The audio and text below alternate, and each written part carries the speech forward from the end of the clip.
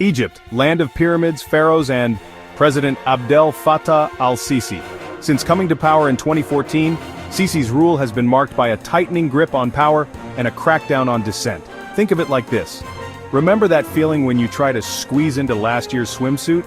Yeah, that's what basic freedoms in Egypt are going through right now. Under Sisi, Egypt's human rights record has taken a nosedive faster than a poorly built replica pyramid. Peaceful protests, meet brutal crackdowns, freedom of speech. More like freedom to stay silent. And don't even get us started on the justice system, which seems about as fair and impartial as a camel beauty contest judged by a donkey. This isn't just about abstract concepts like freedom or justice. This is about real people.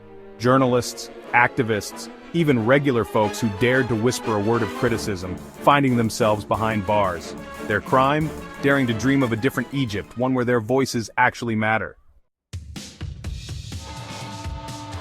Let's talk about Ashraf Omar and Khaled Mamdouh, just two names in a long list of Egyptians who have felt the wrath of Sisi's regime. Omar, a political satirist, and Mamdouh, a journalist, were both detained in July 2024. Their alleged crime, doing their jobs, using satire and reporting to hold power to account. The authorities, however, saw them as a threat, proof that even laughter and truth-telling can be dangerous weapons in the wrong hands. And these aren't isolated incidents. Across Egypt, people are being arrested and detained for simply expressing their opinions. Want to post something critical of the government on social media? Think twice unless you're a fan of cramped cells and questionable legal proceedings. Want to organize a peaceful protest?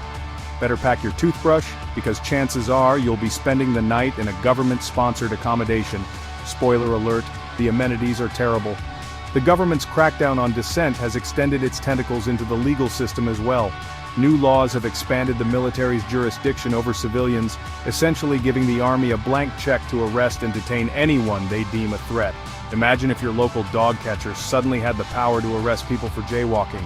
That's the level of absurdity we're talking about here. But wait, there's more. As if the human rights situation wasn't dire enough, Egypt's economy has been doing the limbo dance under a very low bar. Poverty is on the rise, food prices are skyrocketing, and electricity blackouts are about as common as bad jokes at a pyramid-themed comedy night, and trust us, there are a lot of those. The government, meanwhile, seems more concerned with building shiny new infrastructure projects than addressing the needs of its own people. It's like trying to impress your date with a fancy new car while you're both starving and living in a cardboard box, not exactly a recipe for success. This economic turmoil has only exacerbated the human rights situation. When people are struggling to put food on the table and keep the lights on, they're more likely to speak out against the government. And, as we've already established, speaking out in Sisi's Egypt is about as welcome as a sandstorm in a pyramid tour group.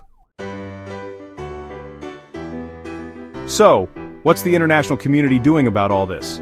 Well, it's complicated. Some countries have criticized Egypt's human rights record, but others have been more hesitant to rock the boat, citing strategic interests and regional stability. It's a bit like that friend who keeps dating terrible people but insists they can change. You want to intervene, but you also don't want to get caught in the crossfire. As for the future of human rights in Egypt, well, that's anyone's guess. Will Sisi's grip on power loosen, allowing for greater freedoms and a more just society? Or will the situation continue to deteriorate, leaving Egypt trapped in a cycle of repression and instability? Only time will tell. But one thing is for sure, the world is watching and the Egyptian people deserve better.